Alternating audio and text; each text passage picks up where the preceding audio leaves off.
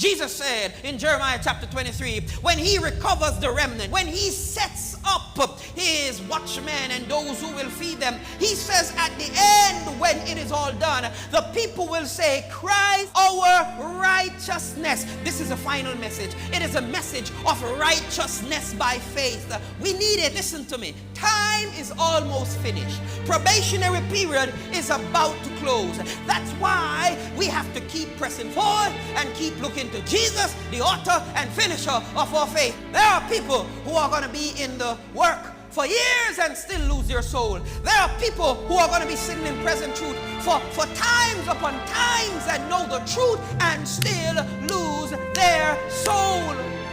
Because today they take Christ off the cross and put self there, and tomorrow they put back Jesus on the cross and have self reign on their hearts. And this type of Christianity only puts you in a revolving cycle to be lost.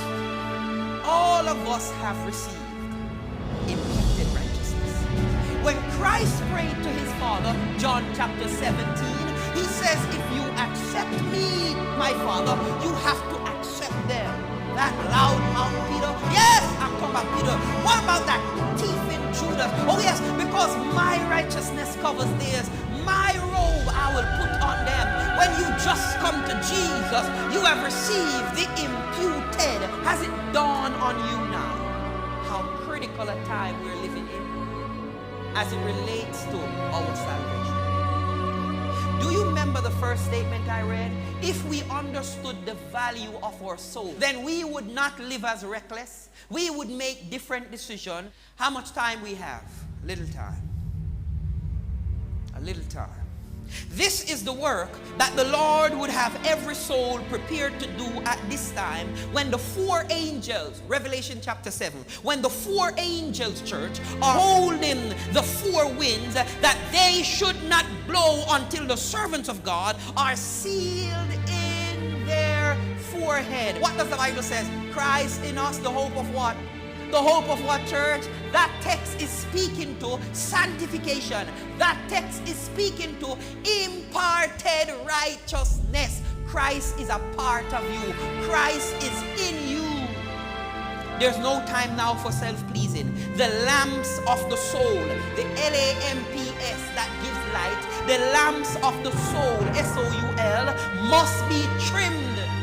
They must be supplied with the oil of grace, which is going to run out soon enough. Every persecution must be taken to prevent spiritual declension, church, lest the great day of the Lord overtake us as a thief in the night. Every witness for God is now to work intelligently in the lines which God has appointed. We should daily do and obtain a deep and living experience in the work of perfecting Christian character. The message to close the work is the perfection of Christian character. We should, church, daily receive the holy oil that we may impart to others. Every persecution must be taken to prevent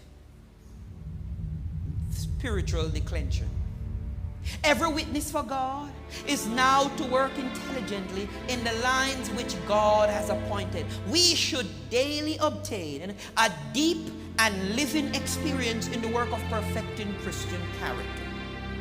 We should daily receive the holy oil that we may impart to others. All may be light bearers. We are to receive the word of the Lord in counsel and instruction and gladly communicate it. There is now need of much prayer. Christ's command, pray without ceasing, church.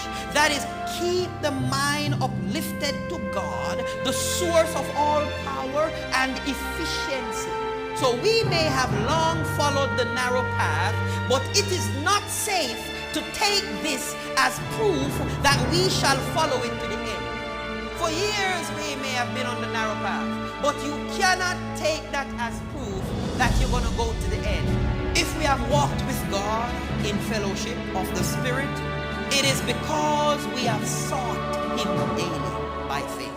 From the two olive trees, we're talking about sanctuary language now, golden oil flowing through these golden pipes have been communicated to us, church. But those who do not cultivate the spirit and habit of prayer cannot expect to receive the golden oil of goodness, patience, long-suffering, gentleness, love. The words of Christ on the mount were an expression of that which had been the unspoken teaching of his life, but which the people had failed to comprehend. Those who will gain the blessing of sanctification must first learn the meaning of self-sacrifice.